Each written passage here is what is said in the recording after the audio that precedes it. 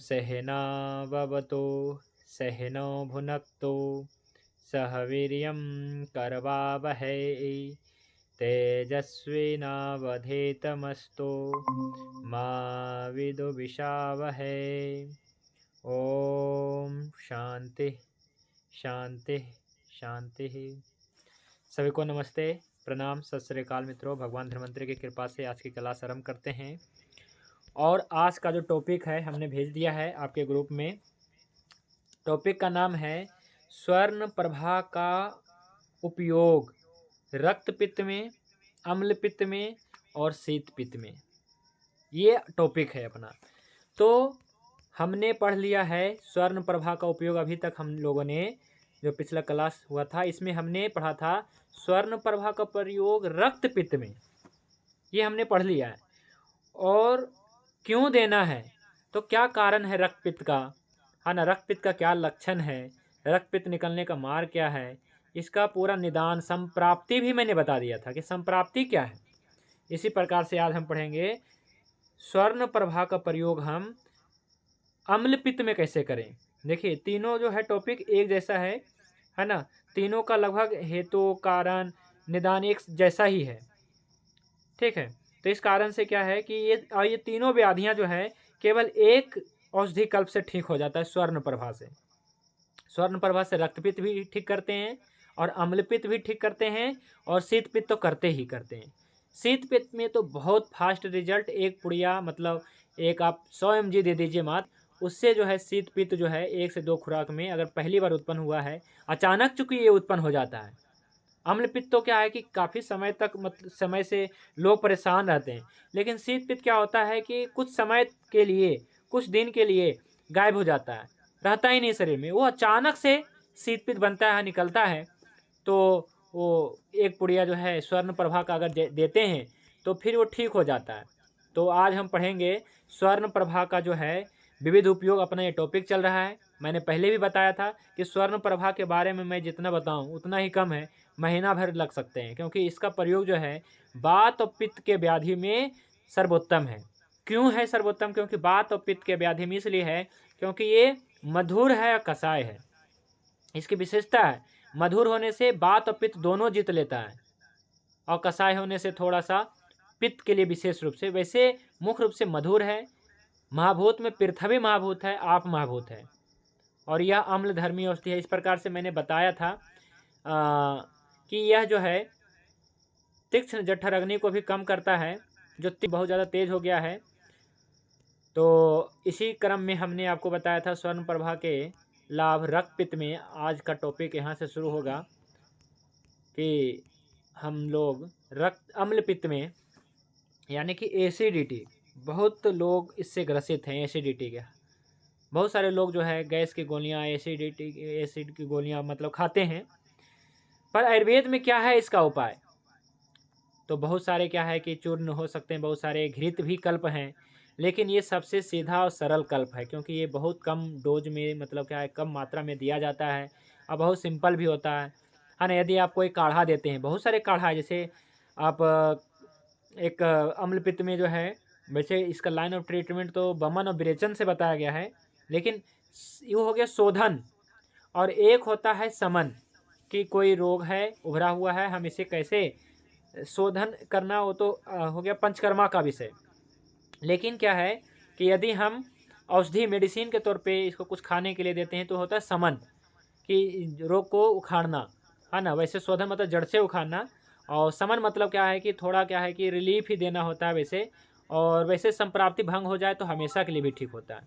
तो चलिए आज का टॉपिक यहाँ से पढ़िए कोई भी साथी। स्वर्ण प्रभा का प्रयोग अम्ल पित्त में कैसे करना है। इससे पहले अम्ल पित्त है क्या, एसिडिटी क्या, आप क्या समझते हैं अम्ल पित्त मतलब, एसिडिटी मतलब क्या समझते हैं? तो इसके बारे में शास्त्रों में विशेष रूप से भाव प्रकाश निघंटों में और योग रत्नाकर, आप जो देख रहे हैं अभी जो टॉपिक आपके सामने है स्क्रीन पे, वो रेफरेंस योग रत्नाकर से है और कुछ भाव प्रकाश निघंटों से है। ठीक है, और इसका फिर से बताएंगे, संप्राप्ति बताएंगे और इसका चिकित्सा सूत्र बताएंगे, लाइन ऑफ ट्रीटमेंट बताएंगे, क्या करना है। तो स्वर्ण प्रभा का प्रयोग इसमें कैसे करेंगे और कब करेंगे, किस प्रकार के कंडीशन में करेंगे, किस प्रकार के रोगी में करेंगे। क्या कोई आएगा हमारे पास और कहेगा कि एसिडिटी है तो क्या दे देंगे? नहीं, ऐसा तो नहीं कभी होगा, है ना, क्योंकि मैं कभी नहीं बताता हूँ। किसी को शुगर है तो जो हम बताएंगे क्या वही दवाई चलेगा? ऐसा नहीं है। एक बीमारी के लिए उसके जन्म प्रकृति के आधार पे, उसके रोग के कंडीशन के हिसाब से बहुत सारे हो सकते हैं औषधियाँ। तो आज हम क्या पढ़ेंगे, स्वर्ण प्रभा का उपयोग एसिडिटी में कैसे मैं करता हूँ, कैसे कर सकते हैं, इसके बारे में। तो सबसे पहले हम पढ़ेंगे संप्राप्ति, है ना, यानी कि संप्राप्ति देखेंगे ही अम्ल पित्त क्या है ना। तो आपको सीधा पहले सरल भाषा में समझाते हैं, फिर धीरे धीरे जो है शास्त्रों की भाषा में। चलिए, तो यहाँ से पहले कोई भी पढ़िए। पित्त 2 प्रकार के होता है और इसका पूरा समझिए। पित्त 2 प्रकार का होता है, प्राकृत आप विकृत पित्त अर्थात सामान्य पित्त। वह पित्त जो गुणात्मक और मात्रात्मक संतुलन की स्थिति में होता है। विदग्धा विकृत पित्त अर्थात जला हुआ या दूषित पित्त। आचार्य सुश्रुत के अनुसार प्राकृत पित्त का स्वाद तीखा कड़वा होता है, विदग्धा पित्त का स्वाद खट्टा होता है। इसका मतलब यह है कि अगर पित्त कुछ एंटीलॉजिक कारकों के कारण जल जाता है तो इसका स्वाद तीखे से खट्टे में बदल जाता है। इस पित्त ने जो असामान्य स्वाद यानी खट्टा स्वाद विकसित किया है उसे अम्ल पित्त यानी खट्टा पित्त कहा जाता है।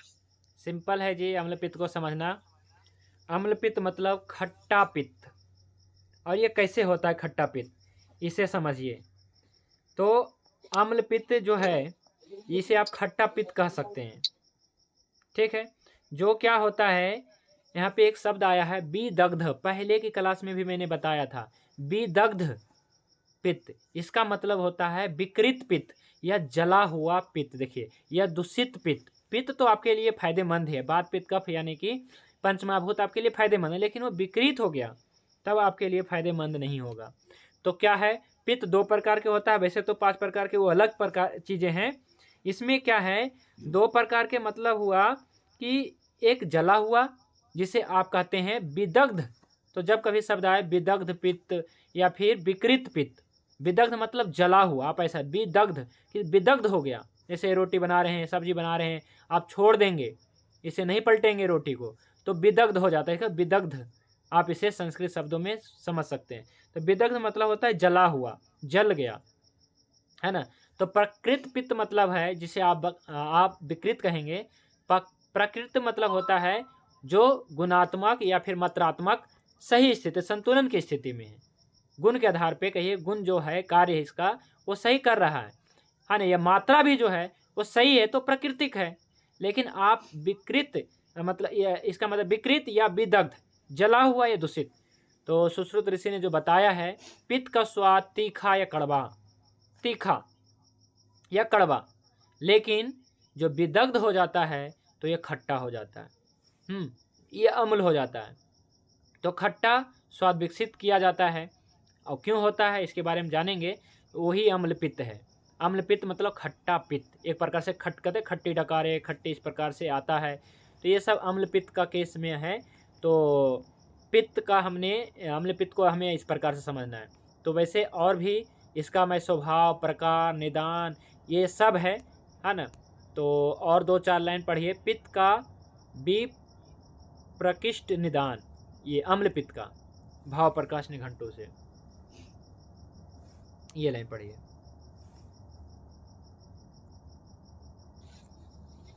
अम्ल पित्त का विप्रकृष्ट निदान, विरुद्ध दुग्ध, दुष्ट, बिगड़ा हुआ, खट्टे, विदाही और पित्त को कुपित करने वाले तर्क, सुरा, उरद आदि अन्य पानों का जो मनुष्य सेवन करता है उसके अम्लपाक को प्राप्त हुआ पित्त प्रथम वर्षादि ऋतुओं में अम्लपित्त रोग कहते हैं। भाव प्रकाश निघंटू का रिपोर्ट है ये मतलब रेफरेंस है। इसमें ये बताया गया है अम्ल पित्त के बारे में। खट्टे, विदाही, जैसे दही वगैरह जो है विदाही कहला, और भी चीज़ें, ये अभिसंधि, दही तो अभिसंधि है वैसे। विदाही मतलब जो बहुत ज़्यादा खट्टे हो, है ना। और पित्त को प्रकोपित करने वाले जितने भी आहार है, जैसे तक्र भी है, इसमें सूरा है विशेष रूप से, अन्य एल्कोहल है, कोल्ड ड्रिंक है, ये सब उड़द आदि भी बताया गया है। अगर ऐसे अन्नपान का मनुष्य सेवन करता है तो उसके अम्लपाक होने को प्राप्त होने, यहाँ तक कि जिसे विदाही मतलब जिसे अम्लपाक, तो ऐसा बताया जाता है कि वर्षा ऋतु में देखिए यहाँ पे आया भी है, एक ऋतु का नाम आया है और कोई ऋतु का नाम नहीं है, वर्षा ऋतु का नाम आया है। क्या है इसमें? वर्षा ऋतुओं में अम्लपित्त रोग कहते हैं। देखिए वर्षा ऋतु में ऐसा बताया गया है कि जो वर्षा ऋतु है, इस ऋतु में जो कुछ भी खाते हैं विशेष रूप से ऐसे खट्टे चीज़ें, तो उसका विपाक निश्चित रूप से अम्ल ही होता है। अम्ल विपाक, दूध भी पीते हैं, दूध भी क्या हो जाता है? अम्ल हो जाता है। तो दूध पीना इसलिए मतलब कि मना किया जाता है वर्षा ऋतु में, लेकिन मैंने कुछ बताया भी था दूध के बारे में, बात पित्त वालों के लिए। लेकिन और भी जिनको मतलब दूध नहीं पचता है या दूध से जिनको रहता है, जो कभी नहीं पिए लेकिन पहली बार पीना शुरू कर रहे हैं, तो ऐसे लोग वर्षा में ना पिएं। और भैंस का तो नहीं चलेगा बिल्कुल, बकरी का भी नहीं चलेगा अम्लपित्त वाले रोगी को, गाय का ले सकते हैं। तो अम्लपित्त क्या है वर्षा ऋतु में क्या होता है? संचय होता है पित्त का विशेष रूप से, और शरद ऋतु में, अगले ऋतु में क्या होता है? प्रकोप हो जाता है अक्टूबर में, नवंबर में। तो इस प्रकार से अम्लपित्त के बारे में ये जानकारी है। अब जो है हम पढ़ते हैं भाव प्रकाश निघंटु में, और इसमें क्या बताया गया है, संप्राप्ति क्या बताया गया है, इसे पढ़िए। क्या है अम्लपित्त का? ये लाइन पढ़िएगा केवल, संप्राप्ति 3 लाइन।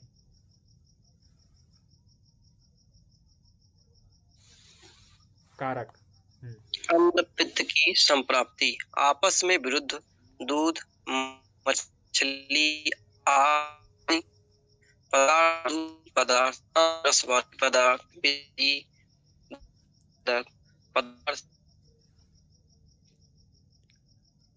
चलिए अब कोई दूसरा साथी पढ़िए, आपकी आवाज़ नहीं आ रही है।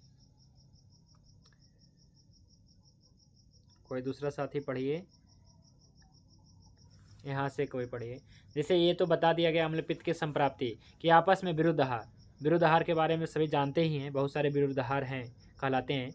तो विरुद्ध आहार चीज़ें है ना, जैसे कोई दूध में ही नमक मिला के खाते हैं, बिल्कुल खाते हैं, ऐसे क्या है कि चर्म रोग के पेशेंट बन जाते हैं।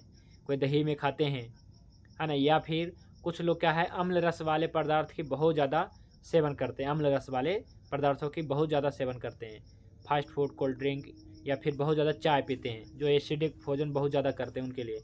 तो पित्त प्रकोपित करने वाले जो है मट्ठा, मदिरा आदि भी इसमें आ जाता है। मट्ठा और मदिरा, एल्कोहल, इसमें सब आ गया। और आया है कि अन्न के अधिक सेवन से, देखिए पदार्थ तथा पान एवं अन्न के अत्यधिक, देखिए अन्न के अधिक सेवन से, यानी कि अपनी भूख से अधिक भोजन करने से भी विदग्ध पित्त तथा अपने प्रकोपित कारणों से, एक तो होता है प्रकोपित कारण भी, जैसे मान लीजिए कि वर्षा ऋतु, तो वर्षा ऋतु में पित्त अपने आप संचय होने लग जाता है ना। और भी है औषध अन्न आदि के अधिक सेवन करने से, जो औषध है, मान लीजिए कि सोंठ, काली मिर्च, पिपली, चव्य चित्रक, ऐसा कुछ भी है जो खास करके तेज वायु आकाश महाभूत प्रधान है। तो क्या है कि अन्य आदि के भी और औषध के अधिक सेवन करने से प्रकोपित पित्त अम्ल पित्त रोग को उत्पन्न कर देता है। जो विदग्ध पित्त है, प्रकोपित पित्त है, आप विकृत पित्त है, वो क्या करता है? तो आपके अम्ल पित्त रोग को उत्पन्न कर देता है। तो अम्ल पित्त का है ये, तो लक्षण क्या है ना, लक्षण भी इसका क्या क्या आता है। तो ज़्यादातर पेशेंट का मतलब इसी प्रकार का कुछ लक्षण होने वाला है। तो क्या क्या होता है, कोई भी साथी पढ़िए यहाँ से, क्योंकि आपकी आवाज़ नहीं आ रही है वैद्य मंगल जी, तो कोई दूसरा साथी पढ़िए, गौतम जैन जी या फिर और भी कोई साथी, वैद्य अजय जी या जय प्रकाश जी, कोई भी जी। अम्ल पित्त के लक्षण: अन्न का न पचना, कांति, बिना परिश्रम थकावट, उबकाई आना, तिक्त तथा अम्ल युक्त डकार आना, शरीर में भारीपन, हृदय तथा कंठ में दाह और अन्न में अरुचि होना, यह सब अम्ल पित्त के लक्षण है। अम्ल पित्त के लक्षण है। तो एसिडिटी का लक्षण, पहला लक्षण जो योग रत्नाकर में बताया गया है जी, और भाव प्रकाश निघंटु में भी पहला लक्षण यही बताया गया, जो सबसे प्रमुख लक्षण है अन्न का ना पचना, एसिडिटी होता ही है इसलिए। अन्न का ना पचना, आपके स्टमक में जो आपने आहार लिया है वो अधिक देर तक रुका रहना, यही सबसे बड़ा कारण है। रुका क्यों है? क्योंकि आगे पाचन नहीं है। तो अन्न का ना पचना ये सबसे बड़ा कारण है अम्ल पित्त का। और भी बहुत सारे कारण हैं, लक्षण भी हैं। तो पहला लक्षण है अन्न का ना पचना, भोजन नहीं पचता है, मल भी बिखरा बिखरा आएगा अगर भोजन नहीं पचता है तो। और बिना परिश्रम के थकावट, ऐसे भी लक्षण मिलेगा। तो जो पेशेंट होते हैं उनमें देखा जाता है वो यही लेकर के शिकायत आते हैं कि अन्न नहीं पच रहा है, पेट भरा भरा लग रहा है, अन्न नहीं पच रहा है, बिना परिश्रम के थकावट आ रही है। उबकाई भी आता है, उबकाई जो सबसे ये लक्षण आता है ना, सबसे बड़ी लक्षण सामने आता है उबकाई से, उल्टे जी मिचलाना ऐसा ही कुछ। और तिक्त तथा अम्ल युक्त डकार आना, अम्ल युक्त खट्टी डकार आना, शरीर में भारीपन, हृदय तथा कंठ में दाह, यहाँ पे और कंठ तक दाह है ना, और अन्न में अरुचि, खाने की इच्छा नहीं होना। क्यों? क्योंकि पहले अन्न पचा नहीं है। तो ये है लक्षण इसका विशेष रूप से, ये सब अम्लपित्त के लक्षण हैं। ठीक है, तो अम्लपित्त का ये लक्षण है। तो अब हम देखते हैं कि ये कितने प्रकार के हैं और संप्राप्ति क्या है। ठीक है, तो अभी तक हमने देखा कि ये अम्लपित्त की संप्राप्ति कैसे है, कारण क्या है, वैसे तो अभी बताने वाला हूँ। अम्लपित्त की जो है सबसे जो है लक्षण क्या है, बड़े लक्षण ये है भोजन नहीं पचता है, खट्टी डकार आता है, उबकाई आता है, और बिना परिश्रम के थका। भोजन नहीं पचा तो रस कहाँ से बनेगा, रस नहीं बना तो रक्त कहाँ से बनेगा, तो आगे सभी धातु कहाँ से बनेगी, धातु नहीं बनेगा तो धारण और पोषण कहाँ से होगा, तो नहीं होगा तो कमजोरी ही लगेगा, थकावट ही होगा। तो यहाँ पे यही है क्लांति, मतलब होता है बिना परिश्रम के थकावट। ठीक है, कोई काम नहीं फिर भी थकावट, थकावट यानी कि अम्लपित्त का लक्षण ये है। तो ये जो है, ये जो होता है ये वैसे चिरकारी होता है स्वभाव से, और चिकित्सा के लिए आप पे यानी कि चिकित्सा करेंगे तो ठीक हो जाएगा, ऐसी बात नहीं। असाध्य तो नहीं है वैसे ये मामला है इसमें कि असाध्य तो इसे नहीं कहा गया है, सभी प्रकार के अम्लपित्त। अब आता है प्रकार, तो गति भेद से दो प्रकार के हैं, गति भेद से, वैसे बात पित्त कफ के आधार पे अलग अलग है, लेकिन गति भेद से दो प्रकार के। जो सबसे ज़्यादा है कफानुबंधी लक्षण, छर्दी, जिसमें क्या है उबकाई आता है, वो कफानुबंधी है, कफानुबंधी ऐसा बताते हैं। उद्धर्ग, उद्धवर्ग मतलब क्या है कि उद्धर्ग मतलब होता है कि ऊपर की ओर, एक अधोअग यानी कि वातानुबंधी से बताया गया, वो अतिसार के रूप में निकलता है, जलन वगैरह करना, कुछ ऐसा ही लक्षण होता है। इसका बहुत कम आएंगे आपके पास केस, लेकिन सबसे ज़्यादा बताया गया है गति भेद से दो, है ना। उद्धवर्ग मतलब क्या है कि छर्दी जैसा, जी मिचलने जैसा, जो खट्टी डकारे के रूप में जो आता है विशेष रूप से, है ना। तो इसका है, इसका कारण यही है, कारण तो कारक कहेंगे, कारण नहीं कारक कहेंगे। कारक तो ऐसा रहेगा कि विरुद्ध आहार रहेंगे और खट्टे, हाँ, अधिक खट्टा आहार तथा फर्मेंटेड फूड रहेगा, जैसे खास करके जो इडली डोसा है फर्मेंटेड फूड ये होता है, अधिक खाना, या अभिसंधि अन्नपान जैसे दही वगैरह अभिसंधि होता है, पनीर वगैरह अभिसंधि होता है।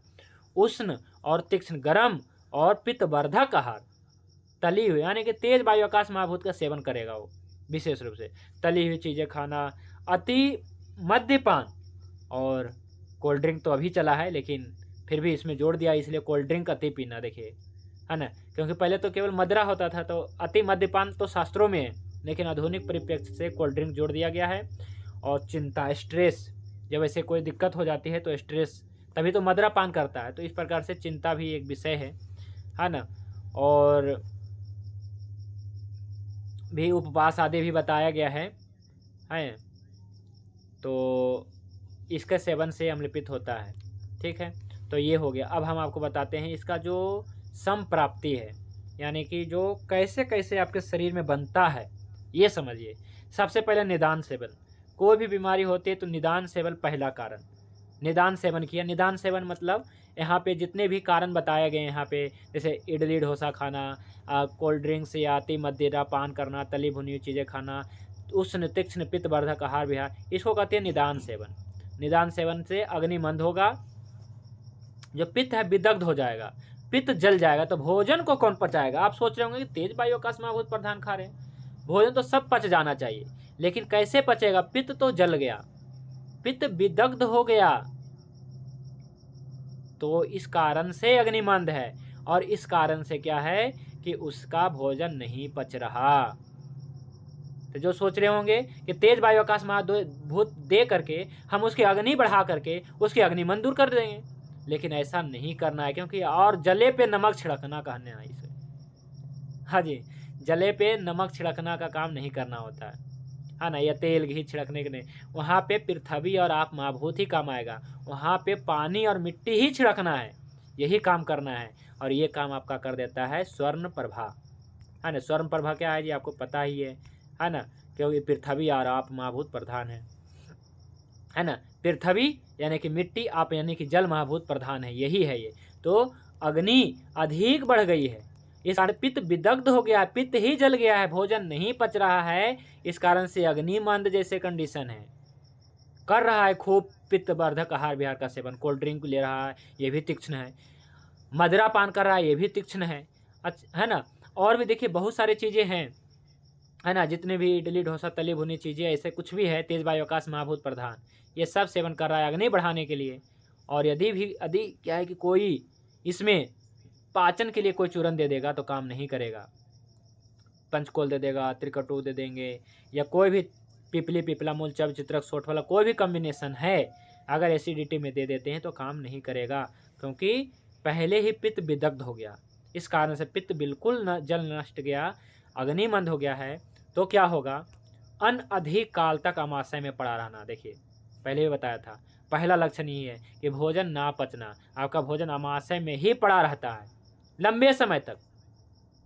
इसको आगे बढ़ना चाहिए था, आपने भोजन का निवाला अपने मुंह में रखा, प्राण वायु ने इसे अमाशय में ले गया, आहार नाल के द्वारा अमाशय में ले गया। अमाशय में तो 1 घंटा तक ही रुकना चाहिए, पौन घंटा 1 घंटा या ज़्यादा से ज़्यादा 2 घंटा, लेकिन क्या है इतना समय में भी नहीं लगता है। वैसे तो क्या है कि बहुत जल्द ही आगे बढ़ जाना चाहिए इसे, है ना। वहाँ पे बस कलेदक का काम करता है अमाशय में, इसको आगे बढ़ाना है, कलेदन करके आगे बढ़ाना है। लेकिन अग्निमंद है, आगे प्रोसेस रुका हुआ है, अग्निमंद होने से भोजन नहीं पच रहा है, तो इस कारण से अधिक समय तक अमाशय में ही पड़ा रहेगा। और अग्निमंद इसलिए क्योंकि पित्त जो है विदग्ध हो गया है, जल गया है ना, विकृत हो गया। इस कारण से क्या है कि भोजन नहीं पच रहा है, अग्निमंद के कंडीशन है ना। इस प्रकार के अग्निमंद का कंडीशन है। ये तो क्या है कि बहुत ज़्यादा जो है अग्नि ही विकृत हो गया, अग्नि ही मतलब विदग्ध हो गया इस कारण से। और एक तो अग्नि है ही नहीं, तो यहाँ पे ये नहीं देना है, यही तो देखना है। तो अन्न क्या है कि अधिक काल तक अमाशय में पड़ा रहता है, तो अमाशय स्थित आहार की अम्ल जो है विदग्ध हो जाता है, यानी कि और ज़्यादा जो है अमाशय में बहुत लंबे समय तक पड़ा रहेगा, तो वहाँ पे और ज़्यादा एसिडिटी बनेगा। कोई भी वस्तु कहीं भी कोई बहुत लंबे समय तक पड़ा है, जितना होना चाहिए उससे ज़्यादा क्या है कि पड़ा है। मान लीजिए कि आपने दूध रखा 1 दिन तक तो चलेगा, शाम को रखा सुबह तक मिल जाएगा, लेकिन और भी देर कर दिया तो विदग्ध हो जाएगा। अपने स्थान में पड़ा क्या होता है, कोई भी चीज़ें वहाँ पे एसिडिक वातावरण निर्माण करता है, तब जो है आपका एसिड बनता है, एसिडिटी जिसे कंडीशन होता है। ये आपका अम्ल पित्त का पूरा संप्राप्ति है जी, कि निदान सेवन तेज वायु आकाश महाभूत का लगातार सेवन करते रहना, तो पित्त विदग्ध होकर के जल होकर के अग्निमंद करेगा, और अधिक काल तक अमाशय में पड़ा रहता है, वहाँ पे एसिडिक वातावरण तैयार होता है, और वो पित्त जो है ऊपर की ओर उठता है, और आपके हृदय, आपके लंग्स, आपके कंठ तक मतलब क्या है कि इस प्रकार से उभर के आता है। तो आपको जो है अम्ल पित्त का जैसा कंडीशन होता है। तो इसमें हमें क्या करना चाहिए, तो चिकित्सा सूत्र है, इसका कुछ चिकित्सा सूत्र है। तो सबसे पहले जो है चिकित्सा सूत्र ही, कोई पहले चिकित्सा सूत्र पढ़िए इसमें पहले कोई बात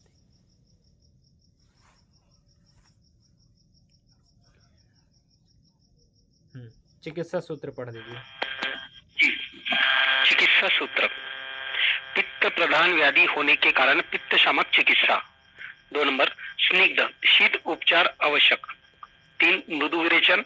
4 पित्त का द्रवत्व कम करने शमन करना अपेक्षित। तो हम क्या अपेक्षित कर सकते हैं, अपेक्षा क्या कर सकते हैं, हमें क्या करना चाहिए। तो चिकित्सा सूत्र इसमें 4 लाइन आपको है कि पित्त प्रधान व्याधि होने से पित्त विदग्ध हो गया है ना, और हम तेज वायु आकाश महाभूत प्रधान औषधियाँ दे देते हैं यदि, तो और ज़्यादा हो जाता है। तो इसलिए क्या है कि यहाँ पे जो है पित्त प्रधान व्याधि होने के कारण पित्त सामक चिकित्सा करना है। पित्त सामक चिकित्सा के लिए एक ही चिकित्सा सूत्र में ये बताया था मैंने, शीत और मृदु सौम्य जो आपका सबसे अच्छा जो है कल्प अभी तक जो मैंने जितने भी बताया, पाचक तो बिल्कुल नहीं है, इसमें केवल एक ही है, स्वर्ण प्रभा। ये क्या है जी, शीत है और सौम्य है कि नहीं, पहले भी बताया था कि ये शीत है और सौम्य है। तो इस कारण से जो है, और पित्त का लाइन ऑफ ट्रीटमेंट क्या है, देखिए विपाक में मधुर है और सौम्य है, योगवाही है। तो यही तो चाहिए कि पित्त की चिकित्सा का लाइन ऑफ ट्रीटमेंट ये है कि शीत तो होनी चाहिए लेकिन तीक्ष्ण नहीं होनी चाहिए, तीक्ष्ण नहीं होनी चाहिए, सौम्य होनी चाहिए। तो सौम्य क्या है, सौम्य स्वर्ण प्रभा सौम्य है, ठीक है। तो शीत के साथ में सौम्य होना बहुत जरूरी है। और अगर क्या है, शीत के साथ में कोई तीक्ष्ण जैसे द्रव्य है, जैसे कोई बर्फ़ है, ठंडी चीज़ें हैं जो केवल फ्रिज आदि में रख करके शीत कर दिया गया इसको लेने से, तो ये सौम्य नहीं होगा, तीक्ष्ण है वो, तो बढ़ाएगा, बल्कि बढ़ाएगा, है ना, मतलब बढ़ाएगा, बिल्कुल बढ़ाएगा। तो इसलिए क्या है कि शीत के साथ में सौम्य होना बहुत ज़रूरी है। तो इसलिए पहला लाइन ऑफ ट्रीटमेंट में, पहला लाइन में यही बताया गया है कि पित्त प्रधान व्याधि है ना, इसका नाम से ही पता है, पित्त, अम्ल पित्त। तो ये पित्त प्रधान व्याधि होने के कारण पित्त सामक चिकित्सा देना है। पित्त सामक चिकित्सा का 2 सूत्र है, लाइन ऑफ ट्रीटमेंट में है, पहला है शीत, दूसरा है सौम्य, ठीक है। दूसरा लाइन में है संदिग्ध शीत उपचार, संदिग्ध भी होना चाहिए, तो स्वर्ण प्रभा संदिग्ध भी है ना, इसको हम शोधन करते हैं घी में। तो संदिग्ध है, शीत है, और इस कारण से सौम्य भी है। ये इस कारण से क्या है कि चिकित्सा सूत्र में जो बताया गया है, शीत, संदिग्ध, सौम्य, ये तीनों जो है स्वर्ण प्रभा में है, ठीक है। फिर अगला है मृदु विरेचन करना। ये तो औषधियों की बात कर दिया गया, विरेचन करना, वो भी मृदु विरेचन करना, तीक्ष्ण विरेचन नहीं करना। देखिए 2 प्रकार के विरेचन हो सकता है, एक तीक्ष्ण विरेचन, एक होता है मृदु विरेचन। मृदु विरेचन में हल्का विरेचन देना ताकि जलन ना हो। एक होता है तीक्ष्ण विरेचन करना, जैसे इच्छा भेदी आदि रस क्या है जी, तीक्ष्ण विरेचन है। लेकिन और भी बहुत सारी चीज़ें हैं, बहुत सारे केमिकल या एलोपैथिक दवाइयाँ, तो ये सब तीक्ष्ण विरेचन है। लेकिन जो आयुर्वेद की जो दवाइयाँ हैं, कुछ कुछ ऐसे हैं जो बिल्कुल मृदु विरेचन है, जैसे अमलतास भी आप जानते होंगे, तो बिल्कुल मृदु विरेचन है ये। तो इस केस में आप अमलतास भी दे सकते हैं। फिर है पित्त का द्रवत्व कम करके, पित्त क्या है जी, विदग्ध है और द्रव है, पित्त का द्रव गुण बढ़ गया है, अगर बहुत ज़्यादा बढ़ गया द्रव गुण, एक गुण है पित्त का द्रव गुण, लिक्विड, तो अगर बढ़ गया है तब क्या है, द्रवत्व पहले कम करना होगा। कम करने के लिए यही करना है आपको कि पृथ्वी महाभूत प्रधान देना है, पृथ्वी महाभूत प्रधान, पित्त के द्रव गुण को कम करने के लिए पृथ्वी महाभूत प्रधान। तो यह जो कल्प है स्वर्ण प्रभा, ये बिल्कुल क्या है, पृथ्वी महाभूत प्रधान है, क्योंकि ये पृथ्वी से ही निकलता है ना, इस कारण से, है ना, यह पृथ्वी से निकलता है क्योंकि यह एक गिरि संभव खनिज धातु से बनता है। गिरि संभव यानी कि कोई चट्टान, कोई, आपको मैंने बताया है इसका इंग्रेडिएंट, है ना। तो इस प्रकार से क्या है कि इसमें 3 प्रमुख घटक द्रव्य है, शुद्ध सोना गिरु लेना है, स्वर्ण माक्षिक लेना है, चंद्र प्रभा लेना है ना। बनाने का विधि मैंने बता दिया था पिछले क्लास में, तो आज हम इसके ऊपर चर्चा नहीं करेंगे, आज तो केवल अम्ल पित्त के बारे में खुल के बात करेंगे, ठीक है। तो क्या है कि अम्ल पित्त को ठीक करने के लिए आपको पहला जो है खुराक जो है कब देना है, तो अनुपान, मात्रा, इसके बारे में तो मैं नहीं भी कहूँगा तो आप समझ जाएंगे, फिर भी मैं बता देता हूँ। तो इसका कुछ मात्रा है, मात्रा तो मैं बिल्कुल सूक्ष्म देता हूँ, है ना। मात्र जो है 1 पुड़िया देता हूँ जो मात्र 100 mg का होता है, मात्र 100 mg, ज़्यादा से ज़्यादा 125 mg हो सकता है, 150 mg हो सकता है, ज़्यादा देने की ज़रूरत नहीं पड़ता है इस कल्प को, 100 mg, ठीक है। और कब देना है, तो 2 समय 4 बार दे सकते हैं, 1 पुड़िया सुबह शाम खाने के बाद में दे सकते हैं, है ना, जिसको खाने के बाद या फिर अपना अपना अनुसार दे सकते हैं। तो 4 बार कब दे सकते हैं, पहला तो पित्त काल में दे सकते हैं। पित्त काल कब है, सुबह 10 बजे और 2 बजे, ये पित्त काल हम इसे कहते हैं। और एक जो है सुबह 6 बजे और एक शाम को 6 बजे। तो इस प्रकार से एक सुबह शाम 6 बजे, 10 बजे, 2 बजे टाइम फिक्स रहेगा। और मात्रा तो आपको बता दिया।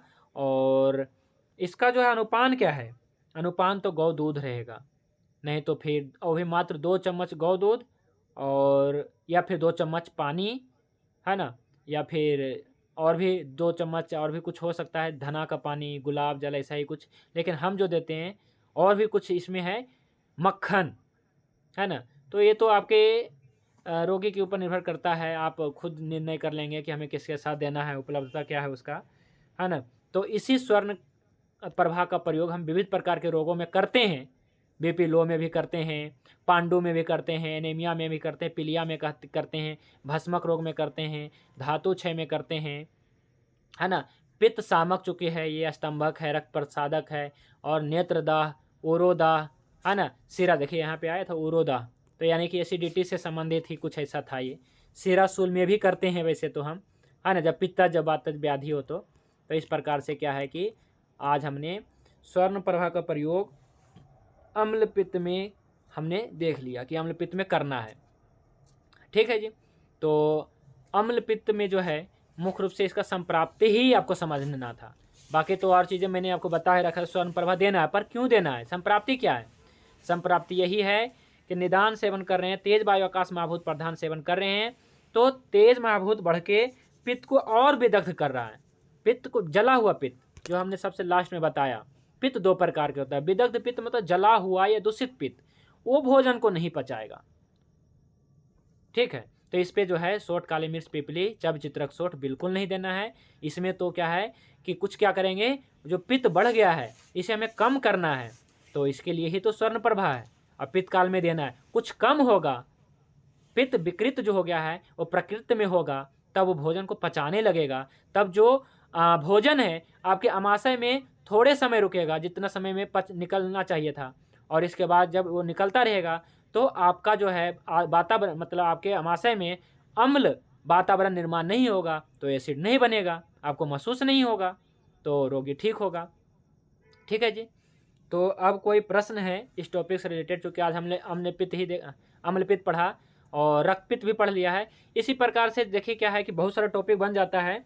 रक्तपित्त में भी, शीत पित्त में भी यही देना है, और शीत पित्त का भी टॉपिक पूरा बना सकते हैं, है ना, लेकिन हमें टॉपिक को भी कवर भी करना है, नहीं तो यहीं पे रह जाएंगे 1 महीने तक। तो शीत पित्त में भी ऐसा ही करना है, सुबह 10 बजे, 2 बजे दे देना है। ठीक है, ज़्यादा हो तो जिस समय हो जाए उस समय में भी तत्काल दे देना है। शीत पित्त में अर्टिकेरिया जिसे आप कहते हैं, अर्टिकेरिया जिसके पेशेंट आते होंगे शीत पित्त के, तो उसे तुरंत दे देना, जिस समय हो उसी समय 1 पुड़िया देना है। और वैसे 10 बजे और 2 बजे तो देना ही देना है, तो उसका शीत पित्त भी नष्ट होता है। ठीक है, तो आज केवल अम्ल पित्त का था जी टॉपिक। ठीक है, तो टॉपिक से रिलेटेड कोई भी साथी का प्रश्न है तो रख सकते हैं। आचार्य जी मेरी आवाज आ रही है क्या? हाँ आ रही है जी। कल मैं पूछ रहा था आपसे, गिलोय सत्व क्या होता है? सत्व, गिलोय सत्व बता रहे थे, तो सत्व का मतलब क्या होता है? गिलोय सत्व, गिलोय सत्व का मतलब होता है कि गिलोय से निकाला गया उसका पावर, है ना, उसके बारे में बताएंगे, है ना, कि गिलोय का सत्व कैसे निकालें, है ना। पहले गिलोय को कूट लिया जाता है, पानी में भिगो दिया जाता है, और गिलोय जो सॉलिड होता है इसे निकाल दिया जाता है। पानी को कुछ समय के लिए अस्थिर रखा जाता है ताकि इसका जो है ना सत्व, है ना, नीचे बैठ जाता है। इसके बारे में बताएंगे। ठीक है, फिर भी हमने संक्षेप में बता दिया। अभी टॉपिक से रिलेटेड बताइए ना, कोई प्रश्न है तो। अच्छा, टॉपिक से रिलेटेड, अच्छा ठीक है। कि कैसे प्रयोग किए हैं, क्यों किए हैं, है ना, एसिडिटी में।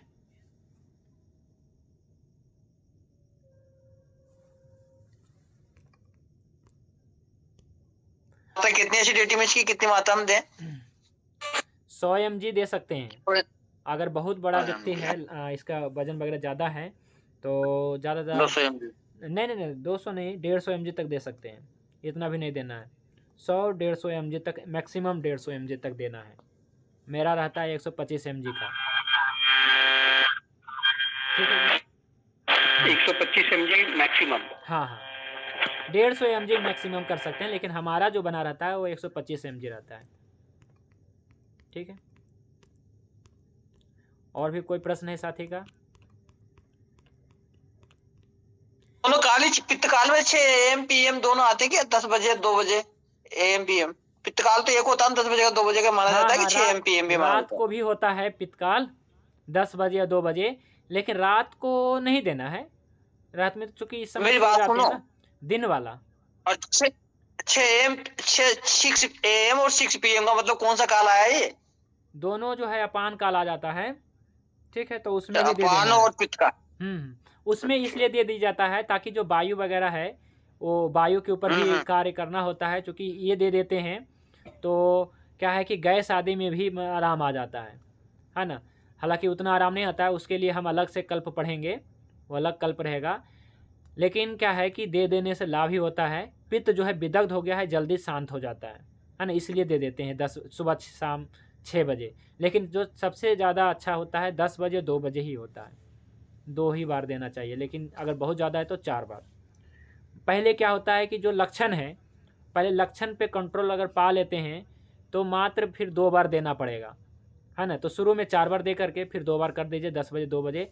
1 से 2 महीने 3 महीना तक में हमारे रोगी, मतलब 3 महीने भी नहीं लगते हैं लक्षण। देखिए वैसे तो लाभ तो क्या है कि आपको 10 दिन में बिल्कुल मतलब क्या है कि 50 60 70% मिल जाएगा, और क्या है कि महीने भर में लगभग ठीक हो जाते हैं। लेकिन चिकित्सा केवल उपसे मिल जाने से नहीं हमें चिकित्सा समझ लेनी चाहिए। उपसे यानी कि लाभ मिल गया छोड़ देना, पर ऐसा नहीं, इसका जड़ तक जाना है, जड़ तक काम करना है, हेतु बंद करवाना है, संप्राप्ति भंग करना है, और इसके बाद जो है पूरा तरीके से ठीक करना है। ठीक है, प्राण काल में भी दे सकते हैं उसको? नहीं, प्राण काल में नहीं देना है। प्राण काल में देंगे तो कुछ अलग लाभ करेगा ना। प्राण काल में अगर देंगे भी, इस औषधि का प्रयोग हम अभी किस में देख रहे हैं? इस औषधि का प्रयोग नहीं, एसिडिटी की एलोपैथी में हमेशा खुले मुंह के पेट में दिया जाता है एसिडिटी का, तो ये मतलब अपना मुंह का पेट में दे सकते हैं, ऐसा नहीं है कि इसमें? तो सुबह 6 बजे दे रहे हैं ना भूखे पेट में। अच्छा। हाँ, तो देखिए ऐसा नहीं है, इस औषधि का तो बहुत सारे प्रयोग है। तो इस कारण से किस रोग में हम दे रहे हैं उसी के आधार पे ना, जैसे बयान काल में अगर ताकत के लिए देना है तो बयान काल में दीजिए।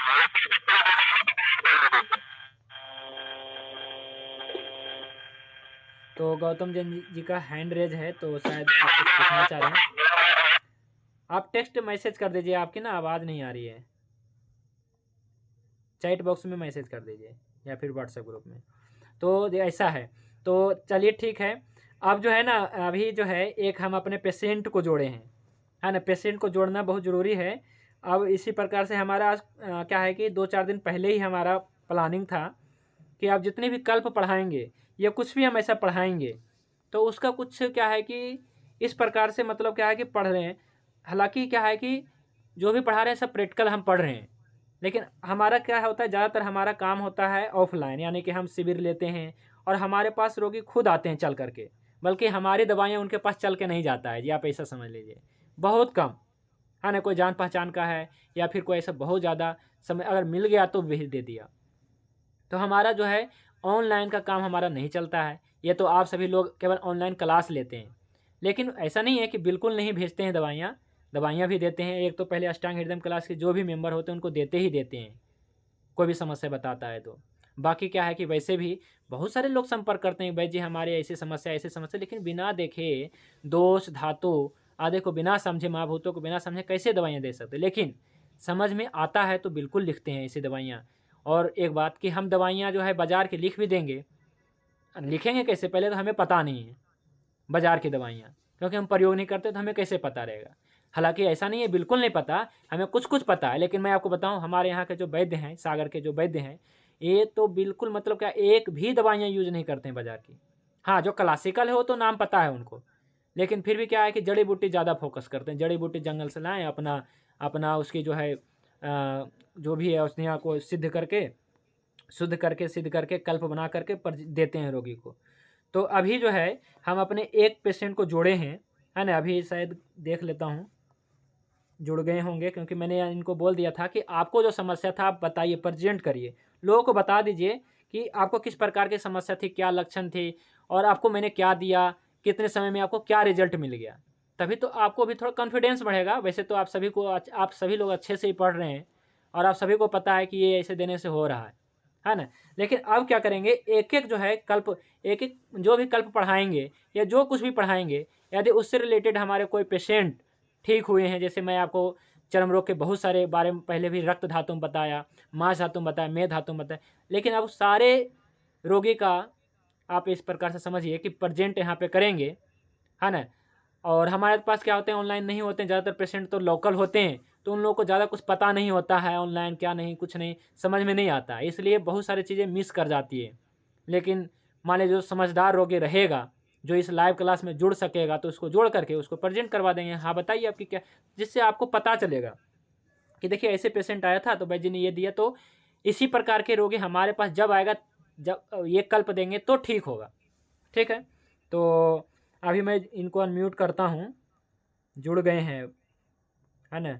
बॉबी कुमार हैं, बॉबी कुमार जी हैं, आप अपना जी कहाँ से हैं आप बताइए सभी को। मैं बिहार वैशाली से हूँ। वैशाली जिला से हैं, वैशाली जिला से हैं। और आपका डेट ऑफ बर्थ क्या है? 1 अप्रैल 2004। अच्छा अच्छा, 2004 के हैं आप, लेकिन वो तो सन कुछ भी रहे, उससे कोई मतलब नहीं है, अप्रैल आया ना, तो मैंने आपका केस टिकट तो किया था। इनका जो जन्म प्रकृति है पित्त का है, इनका वेट भी लगभग 40-45 के करीब होगा। ठीक है, जी जी तो क्या है कि उम्र भी उम्र के हिसाब से ठीक है, लेकिन पित्त प्रधान है। अप्रैल है ना, तो अप्रैल, मई, जून, जुलाई, अगस्त, सितंबर, अक्टूबर ऐसा ही आता है मतलब। ठीक है, तो क्या है कि पित्त प्रकोप में इनका जो है, जिस समय इनका रक्त धातु बना था, तो इनका जो क्या है कि रक्त धातु निर्माण पित्त प्रकोप काल में हुआ, तो वैसे भी इनका जन्म प्रकृति पित्त का बन गया, समझिएगा। तो ऐसे ही पेशेंट आएंगे, जब क्या है कि कोई भी पेशेंट आता है तो आपको मैंने टेक्निक तो बता ही रखा है डेट ऑफ बर्थ से। तो एक तो ये हो गया कि इनका जो है प्रकृति भी वैसे पित्त का है, तो पित्त का प्रकृति होने कारण एसिडिटी जैसे समस्या होना। और ये पूछे इनका निदान क्या था, निदान जो है ये बहुत ज़्यादा कोल्ड ड्रिंक पीते हैं, है ना, पीते हैं ना, बताइए जी कितने कोल्ड ड्रिंक पी रहे हैं, कब से पीते हैं पार्टी वगैरह में? मतलब आज से मतलब 2 मंथ पहले मतलब पीते थे, मतलब मतलब शाम रोज मतलब 1-2 पीते थे, दोस्त के संग जाते थे ना, मतलब हाँ, ऐसे होता है ना, मतलब मार्केट गए पी लिए, फिर दोस्त बोले कि चलो पिया लेते हैं, मतलब फ्री का कोई मिलता है तो पी लेता है। बट लो जी, मतलब तो मैं मतलब इसके बारे में कुछ फीडबैक देना चाहता हूँ कि ये जो वैद्य गुरु जी हैं, मतलब कि हम इससे पहले जब से मेरा मतलब एसटीटी का मतलब प्रॉब्लम हुआ ना, तो मतलब हाजीपुर, पटना, मतलब बहुत बड़े-बड़े डॉक्टर कर मतलब गए, तो मेरा मतलब तभी पर ठीक नहीं हुआ। तो मेरा एक फ्रेंड ने बताया कि आप मतलब एक वैद्य जी है, इनसे आप कॉन्टैक्ट करिए और इनसे दवा का मतलब लीजिए, उपयोग करिए। तो मैंने मतलब मैं समथिंग 1 मंथ से यूज़ कर रहा हूँ, तो अब मेरा जाके मेरा मतलब सही हो, मतलब ऑलमोस्ट सही हो, मतलब हो चुका है, तो धीरे-धीरे मतलब फिक्स होते ही मतलब रहेगा। और तो मतलब अभी मैं तो दवा का सेवन करता हूँ तो ठीक हो। तो क्या है कि ऐसा नहीं है, अभी तो केवल लक्षण शांत हुआ है, ऐसी बात नहीं है, लक्षण उपसे इनको मिल गया है। और ऐसा नहीं है कि केवल इनको स्वर्ण प्रभा दिया है, बहुत सारी और भी दवाइयाँ दी हैं, अपान काल में भी दिया है इनको, सुबह 6 बजे, शाम को 6 बजे। ठीक है, लेकिन लक्षण यही था सबसे पहले तो निदान। तो केवल कोल्ड ड्रिंक केवल नहीं पीते थे, वैसे तो हमने इसलिए इसमें कोल्ड ड्रिंक देखिए जुड़ा हुआ, अति मद्यपान और कोल्ड ड्रिंक। अब वैसे चाय वगैरह तो सब नॉर्मल पीता है, लेकिन इनका जो था अति कोल्ड ड्रिंक मतलब लगभग अभी शाम के समय में, समझिएगा इसे, शाम के समय में मैंने कोई भी परहेज पूछता है ना, तो शाम मतलब परहेज पूछता है कोई भी रोगी कि भाई जी परहेज क्या करें, दवाई तो दे दिए, तो इतना ही मैं बताता हूँ, दाल दही पनीर मट्ठा, दाल दही पनीर मट्ठा, कोल्ड ड्रिंक, फल फ्रूट रात को नहीं खाना, कि रात को खाएंगे एसिड, अम्ल पित्त, अम्ल बनेगा। फल खाएंगे रात को अम्ल बनेगा, दही खाएंगे अम्ल बनेगा बहुत ज़्यादा। और यदि दाल भी खाते हैं रात को, ये दाल भी खाते थे, मतलब सप्ताह में 3 दिन 4 दिन, मतलब स्टूडेंट हैं तो स्टूडेंट क्या लाइफ होता है जानते ही हैं कि जो भी सिंपल बन जाए, है ना, तो खा लेते हैं, दाल रोटी जल्दी बन जाता है। तो इस प्रकार से क्या, रात को दाल खाना ये अम्ल कारक मतलब एसिड बनाने का काम करता है। तो देखिए यही मतलब पहले तो निदान आपको पकड़ना है कि कारक क्या है, संप्राप्ति कैसे हुआ है। तो रात को दाल खाना, यही मैं सिंपल सबको बता देता हूँ, बाकी तो बहुत सारे परहेज हो सकते हैं, लेकिन इतना परहेज मैं सबको बता देता हूँ कि रात को दाल दही पनीर मट्ठा कोल्ड ड्रिंक ऐसे ही कुछ भी चीज़ें नहीं, तो ये रात को भी मतलब शाम के शाम कोल्ड ड्रिंक पी रहे हैं, रात को खाना खा रहे हैं 9 बजे या 7-8 बजे खाते होंगे, तो बहुत ज़्यादा जो है दाल वगैरह का बहुत ज़्यादा प्रयोग करना, तो इस प्रकार से एसिड ना बनना जायज़ था। डॉक्टर भी क्या कहेगा, कोई भी रिपोर्ट नहीं, इनका यही था मामला। उन्होंने बहुत सारे रिपोर्ट हमें भेजा, सोनोग्राफी का और इस प्रकार सभी का मैंने भेजा, तो इसमें और भी CBC पूरा ब्लड रिपोर्ट भेजा, हज़ारों का भेजा रिपोर्ट, लेकिन उसमें कुछ था ही नहीं, सब कुछ सही था। ये तो इनका निदान हेतु जो बंद जब तक नहीं संप्राप्ति भंग की होता तब तक ठीक भी नहीं होता। तो ऐसा नहीं है कि सारी दवाइयाँ सारा काम जो है दवाई नहीं किया। अब देखिए ये जो है बिल्कुल चाय नहीं पीते हैं, मतलब चाय तो पीते ही, नॉर्मल सभी पीता है, सभी पीते हैं, तो 1-2 कप तो पी सकते हैं, लेकिन रात को तो ये गुण होना चाहिए, समझदारी होनी चाहिए, समझ भी होना चाहिए, ज्ञान भी होने चाहिए लोग। अब लोगों को पता ही नहीं रहेगा कि रात को दाल खानी चाहिए कि नहीं खानी चाहिए, तो कुछ तो लोग तो बिल्कुल अज्ञानी होते हैं, कहते हैं जी ये तो हमारा ऑर्गेनिक दाल है, हम तो खाएंगे ही खाएंगे। ऐसा नहीं होता है, पहले ज़माने में भी ऑर्गेनिक ही होता था। तो पर बागवट नहीं है, फिर शास्त्रों में क्यों कहा गया रात को दाल दही मट्ठा नहीं खाना? बिल्कुल नहीं खाने की बात करते हैं कि रात को दाल तो बिल्कुल मत खाओ, दही तो बिल्कुल मत खाओ। तो ये केवल जानकारी के अभाव में ही मतलब क्या ये सारी समस्या होता है। ठीक है, तो अपना तो उद्देश्य यही है कि लोगों की जानकारी दो, लोगों को जानकारी देंगे। ये अष्टांग हृदय क्लास का उद्देश्य क्या है, लोगों को जानकारी दो, तभी जो है अपना व्यक्ति जो है अपना इलाज खुद कर पाएगा, मैंने स्वस्थ रह पाएगा।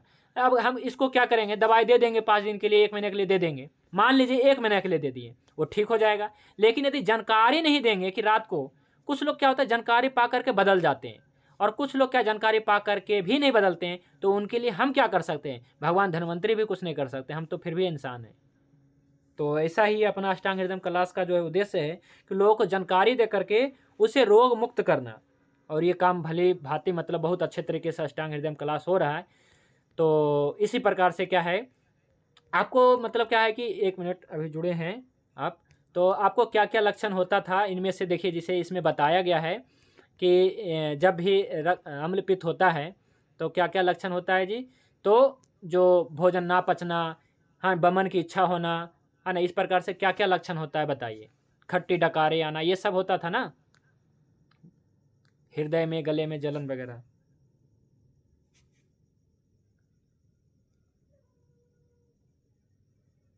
हाँ जी, अनम्यूट करिए शायद।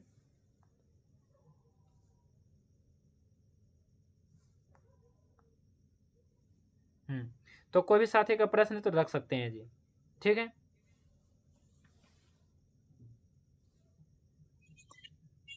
सर नमस्कार। नमस्ते जी। सर ये अम्लपीत और ऊर्ध्व अम्लपीत ये क्या है सर? अच्छा यहाँ से पूछ रहे हैं, ये वाला टॉपिक है जो ये 2 प्रकार का जो है जी। देखिए ज़्यादातर लोगों तो यही होता है। उदर्भ पित्त मतलब क्या है कि उद्वर्ग पित्त मतलब क्या, ऊपर से जो विशेष रूप से एसिड और डकार के रूप में आता है वो है, और एक अतिसार के रूप में आता है ना। अतिसार के रूप में बहुत कम रोगी आता है, ऐसा केस टेकिंग बहुत मुश्किल होता है, मतलब नहीं ही करते हैं, है ना। वो तो क्या है कि मल जो है क्या है 2 से 3 बार मतलब क्या है फ्रेश होने के लिए जाते हैं। अतिसार मतलब इस प्रकार के भारी मोशन नहीं होता है, नॉर्मल कंटिन्यू चलता है ना। मतलब क्या है दिन में 2 से 3 बार, मतलब ऐसे तो 1 बार से 2 बार पेट साफ होना चाहिए, है ना, लेकिन 3 बार 4 बार होना, और जलन पड़ना, ऐसा समय मल बिखर के आना, इस प्रकार के मतलब क्या है ये भी एक प्रकार के अम्ल पित्त ही होता है, जिसको अधोग पित्त, अधोग क्या है कि अम्ल पित्त कह सकते हैं। मल बिखर के आना और मल निकलते समय जलन होना, ऐसा होना, ठीक है जी। तो वो भी एक प्रकार से पित्त है, तो उसमें भी यही दवाइयाँ देना है, ठीक है।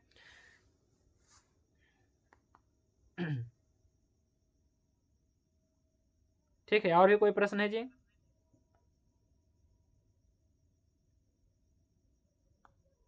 संग्रहणी में क्या हुआ आते क्या हो जाता है, संग्रहणी में इनमें एसिडिटी में इनमें भी तो मल बन बन के चिकना चिकना आता है, वो होता है एसिडिटी, ये बनता है क्या नाम है तेजाब, ये क्या बोलते हैं, आम बनती है, आम बनते हैं। देखिए इसमें देखिए इसमें भी लाभदायक होता है ये वाला कल्प। अगर किसी को ग्रहणी है ना, संग्रहणी है, या आम बन रहा है ना, तो उसमें भी ये लाभदायक होगा, लेकिन ये लंबे समय तक नहीं चलाना है ना। ये बस क्या है कि अगर पित्त विदग्ध है, और ख़ास करके देखिएगा जिनका जन्म प्रकृति पित्त का है, ठीक है, जिनका जन्म प्रकृति पित्त का है, और इनकी वर्तमान में भी प्रकृति पित्त का है, उनमें देना ये लाभदायक होगा, है ना। अगर कोई क्या है कफ का है और तो उसमें ये विशेष लाभदायक नहीं होगा, है ना। और क्योंकि ये जो है मधुर कषाय है, मल को भी बांधेगा, ऐसी बात नहीं कि पृथ्वी महाभूत है ना ये, तो बिखरे हुए मल को भी समेटेगा, है ना।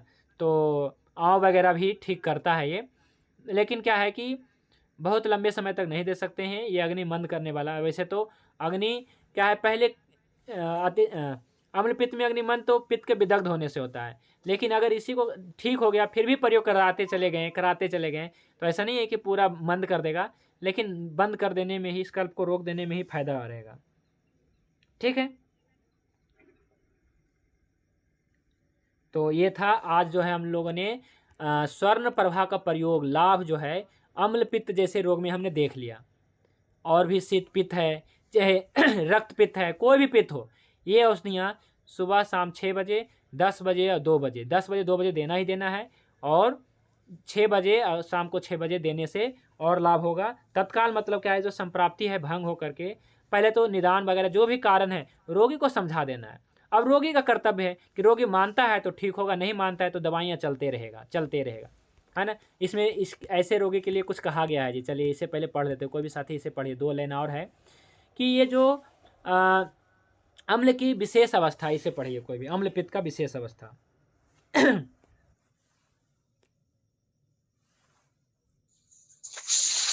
अम्ल पित्त की विशेष अवस्था। भोजन करने पर अन्न का विदग्ध पाक होता है, अथवा कभी कभी बिना भोजन किए ही कड़वी और खट्टी वमन आती है, तथा कड़वी और खट्टी डकारें आती हैं। कंठ, हृदय और कुची में दाह होता है, सिर में पीड़ा, हाथ और पांव में जलन तथा संताप होता है, भयंकर अरुचि को उत्पन्न करता है, कफ और पित्त जनित ज्वर होता है तथा खुजली, मंडलाकार चकत्ते और फुंसियों से व्याप्त शरीर में अन्न का विदग्ध पाक तथा ग्लानि आदि रोग समूह को उत्पन्न करता है। तो अम्ल पित्त की विशेष अवस्था में देखिए यहाँ पर भी यही आया कि भोजन करने पे अन्न का विदग्ध हो जाना, है ना, अन्न आदि का जो है जल जाना, पित्त का आदि का है विदग्ध हो जाना, जल जाना, विकृत पित्त है ये। और कभी कभी भोजन किए बिना क्या है खट्टी, है ना, कड़वी बमन, है ना, और कड़वी खट्टी डकारे आना, और जलन कंठ में, हृदय में, है ना, पसलियों में, मतलब इधर है ना, इधर जलन होता है, दाह होता है, सिर में भी पीड़ा होता है, हाथ पाँव में भी जलन हो सकता है, पित्त ही विदग्ध हो गया तो, और भयंकर अरुचि होता है, कफ और पित्त जनित ज्वर भी हो सकता है, और कभी कभी ये बहुत ज़्यादा क्या होता है जी, तो शीत पित्त भी निर्वित कर देता है। देखिए मंडलाकार चकत्ते और फुंसियों से व्याप्त शरीर में अन्न का विदग्ध पाक, ग्लानि आदि रोग समूह को उत्पन्न कर, बहुत सारे देखिए है तो पित्त ही, पित्त विदग्ध होने से ही अम्ल पित्त होगा, रक्त पित्त होगा, शीत पित्त होगा, अलग अलग लक्षण होगा, ठीक है। तो इस प्रकार से बना रहेगा। अगर रस धातु में है, समझिएगा, अगर रस धातु में है तो अम्ल पित्त, अगर रक्त धातु में भी ये पहुंच गया तो रक्त पित्त हो जाएगा, अगर मांस धातु में पहुंच गया तो शीत पित्त हो जाएगा। तो इस प्रकार से धातु लेवल पे इस प्रकार से काम चलता है ना। पित्त विदग्ध होने पे आगे भी बढ़ेगा, ऐसी बात नहीं है, मेद में भी बढ़ेगा, अस्थि मज्जा में भी बढ़ेगा, तो हड्डियों में भी कई बार जो होता है अंदर में जलन सी पड़ती है, ठीक है। तो इस प्रकार से रस, रक्त, मांस, इसे पता चल जाता है कि हमें कहाँ तक काम करना है ना। तो अगर क्या है कि रस धातु में है तो स्वर्ण प्रभा, रक्त धातु में भी है तो स्वर्ण प्रभा देना है, या फिर जीवन राज जैसे कल्प देना था, विद्रुम कीट जैसे कल्प। और मांस में है तो क्या है कि मांस धातु को भी मैंने बताया था, है ना, केवल शतावरी दे सकते हैं। वैसे क्या है, रस रक्त सही होगा तो मांस वाला भी सही हो जाता है ना। तो इसमें स्वर्ण प्रभा ही विशेष लाभदायक होता है, ठीक है। तो ये था। और एक और टॉपिक है इसमें जुड़ा हुआ है कि यह जो है अम्ल पित्त, इसके साध्य और असाध्य क्या है ना। तो इसमें क्या है पथ्य जी, क्या खाना है, तो ये अब जौ खा सकते हैं क्योंकि तासीर में ठंडा होता है, गेहूँ, मूंग, पुराना, मूंग मतलब दाल खाना है लेकिन दिन में खाना है, पुराना लाल चावल जिस खाना है, लाल चावल, गरम कल शीतल किया हुआ जल, है ना, गरम करके जो ठंडा हो गया है उस जल का सेवन करना है, ताकि पाचन में आसानी हो सके। और मतलब क्या है कि खांड, शक्कर, है ना, शक्कर मतलब देसी खांड मिश्री, मधु, सत्तू, है ना, इस प्रकार से करेला, केले का फूल, बथुआ साग, और जो आप इसमें जानते हैं परवल, अनार, और इस प्रकार से परवल, अनार, और श्वेत कुष्मांड, कुष्मांड इसको कहते हैं, पेठे, सफ़ेद पेठा को, ये सब इसका सेवन करने से देखिए मनुष्य अम्ल पित्त रोगी प्रतिदिन सेवन करें, है ना। अब ये लाइन, एक और लाइन है, अम्ल पित्त की साध्य असाध्यता, यानी कि कैसा पित्त ठीक हो जाता है, कैसा अम्ल पित्त कब ठीक हो सकता है। ये 2 लाइन और है, पढ़िए।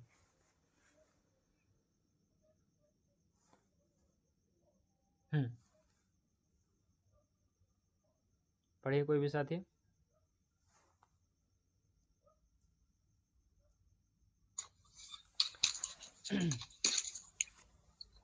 अम्ल पित्त की साध्य असाध्यता। अम्ल पित्त नामक रोग नवीन हो तो प्रयत्न करने से साध्य होता है, पुराना अम्ल पित्त याप होता है और किसी किसी का असाध्य होता है। यहाँ पे यही बताया गया, देखिए क्या बताया गया है, अम्ल पित्त नया हो, वैसे तो बीमारी कोई भी हो, यदि नई बीमारी होती है और अब भी यदि क्या है अच्छे चिकित्सक के पास पहुँच जाते हैं तो ये साध्य है जी, बिल्कुल ठीक होता है, आसानी से ठीक होता है। लेकिन 5 साल, 10 साल, 20 साल हो गए हैं तो ज़्यादा से ज़्यादा क्या होंगे, पुराना अम्ल पित्त होने से आप पे हो जाएगा, यानी कि ठीक तभी रह पाएगा जब आप संयमित जो है जीवन जिएंगे और औषधियाँ लेते रहेंगे। और किसी किसी का 1-2-4% का जो है क्या होता है, असाध्य हो जाता है कि दवाई लेने पे भी मतलब क्या है कि ठीक नहीं होता है। तो ये तो ऐसा केस अभी तक नहीं मिला है, लेकिन हाँ आप पे मिला है। और नए रोगी तो मिलते ही जिनको क्या है अभी 2 महीने 3 महीने से, है ना, समस्या रहता है तो हो जाता है। लेकिन क्या है कि जो आप पे होता है, यानी कि जिसको 3-4 साल से समस्या है, तो फिर ऐसे रोगी को जो है दवाई देते रहिए, है ना। या फिर अगर क्या है कि ठीक होना होगा तो बिल्कुल ठीक भी हो जाता है, लेकिन हेतु सेवन नहीं करना है, जो कारण है उस कारण से तो बचना पड़ेगा। दवाइयाँ तो ठीक कर देगा, लेकिन अगर दोबारा सेवन करेंगे तो हो सकता नहीं, होगा ही, आप ऐसे समझिए। तो इसलिए क्या है कि दवाइयों की ऐसा नहीं कहा जाएगा कि दवाइयों ने हमें ठीक नहीं किया, नहीं, ठीक कर दिया, आपने दोबारा सेवन किया तो दोबारा औषधि भी सेवन करना पड़ेगा। ठीक है जी। तो आज के लिए बस हम लोग इतना ही पढ़ेंगे और स्वर्ण प्रभा का टॉपिक आज यहीं पे समाप्त कर देंगे, है ना। अब आगे जो है कोई नया टॉपिक पढ़ेंगे, ठीक है। तो अब जो है टोटल क्या आप इस समझ में आया, स्वर्ण प्रभा से क्यों क्या समझ में आया, स्वर्ण प्रभा क्यों बताया आपको, पहले ये समझिए। स्वर्ण प्रभा मैंने बताया आपको कि ये पृथ्वी आप महाभूत प्रधान है और जठर अग्नि के ऊपर फोकस जठर अग्नि के ऊपर ये कार्य करता है, पहली अग्नि के ऊपर कार्य करता है। इसके बाद रस अग्नि, रक्त अग्नि, मांस में रस, मजस, शुक्र अग्नि, सब अग्नि को सम कर देगा ये जब जठर अग्नि। और अग्नि तेज होने आने से क्या होता है, तेज वायु आकाश में आभूत बढ़ने से सब कुछ भस्म हो जाता है, पित्त भी विदग्ध हो गया, पित्त भी जल गया जी, ठीक है। तब अम्ल पित्त जैसे कंडीशन हुआ, रक्त पित्त और शीत पित्त बन गया, है धातु लेवल पे आगे बढ़ के। तो स्वर्ण प्रभा कल्प देंगे, जठर अग्नि को ठीक करेगा, जो तेज वायु आकाश में आभूत प्रधान इसको डाउन करेगा, क्योंकि ये पृथ्वी आप में आभूत प्रधान है तो इसको कम करेगा, तेज को तो कम करेगा। अगर तेज महाभूत बढ़ गया, अग्नि बढ़ गया तो पानी ही डालेंगे, मिट्टी ही डालेंगे, और ये स्वर्ण प्रभा है, पानी मिट्टी कल्प, है ना, ऐसा ही कुछ है। पृथ्वी आप महाभूत प्रधान है तो जठर अग्नि को ठीक करेगा, पोषक रस की वृद्धि करेगा, है ना। जब भोजन पचाएगा, जो बढ़ गया था अग्नि, इस कारण सर्वनाश हो रहा था सभी का, सभी धातुओं का, रस का, रक्त का नाश हो रहा था, वो अब क्या होगा, पोषक रस अच्छा बनेगा। अब पोषक रस अच्छा बनेगा तो अगर रस अग्नि अच्छी रही तो रस धातु अच्छा बन जाएगा, रस अग्नि भी। तो इसलिए रस अग्नि को भी देना अच्छा करने के लिए आपको विद्रुम किट जैसे किट बताया था कल, और रक्त धातु, मांस धातु, सभी धातुओं की जो अग्नियां हैं वो सम होनी चाहिए। तो सबसे पहला तो आपको जठर अग्नि को ही कंट्रोल में करना है। जठर अग्नि को कंट्रोल करने के लिए स्वर्ण प्रभा देना है 10 बजे, 2 बजे और ज़्यादा से ज़्यादा सुबह शाम 6 बजे, ठीक है जी। तो तेज वायु आकाश महाभूत की कोई भी रोग हो, पहली जो है औषधि कल्प आप ये दे सकते हैं।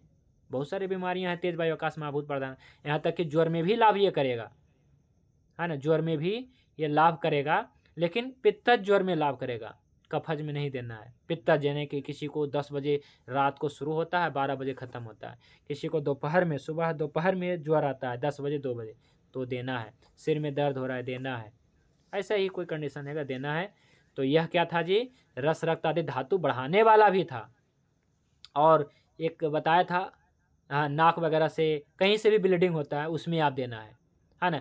इसे हमने लगभग सभी प्रकार के व्याधियों को ठीक किया है, जैसे ब्लीडिंग पाइल्स भी उसमें तो देता ही देता हूँ, है ना। और साथ में किसी का धातु क्षय हो गया, रस रक्त मांस, तो उसमें भी दिया हूँ। भस्मक रोगी को ठीक करते हैं इसी से, है ना। और एनीमिया पीलिया में तो देना ही है ना। रक्तपित्त अम्लपित्त और शीतपित्त में देना ही है ना। नेत्रदाह उरोदाह ये सब में दिया हूँ मैं, इस कारण से ये सारे बातें इसमें हमने लिखा है, ठीक है। ये बहुत सीधा सिंपल कल्प है, सभी वैद्य सभी रोगी प्रयोग करें। अगर जो रोगी समझ भी गया है, अपने रोगी को रोगी अपने शरीर को समझना है, और अपने औषधि और अपने भोजन को समझना है, फिर अपनी चिकित्सा, है ना, हो सकती है। तो आज के लिए बस इतना ही पढ़ेंगे। अब एक साथी का हैंड रेज है तो पूछ सकते हैं।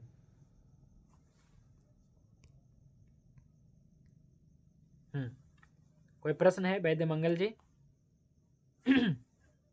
चलिए ठीक है, तो शांति पाठ करके आज की क्लास को विराम करते हैं। ओम ध्यो शांति अंतरिक्षम शांति पृथिवी शांति आपः शांति औषधयः शांति वनस्पतयः शांति विश्वदेवः शांति ब्रह्म शांति सर्वं शांति शांतिरेव शांति सामा शांतिरेधि। ओम शांति शांति शांति। सभी को नमस्ते, शुभ रात्रि। भगवान धन्वंतरि की कृपा आप सभी पे बने रहे। जय धन्वंतरि, जय आयुर्वेद।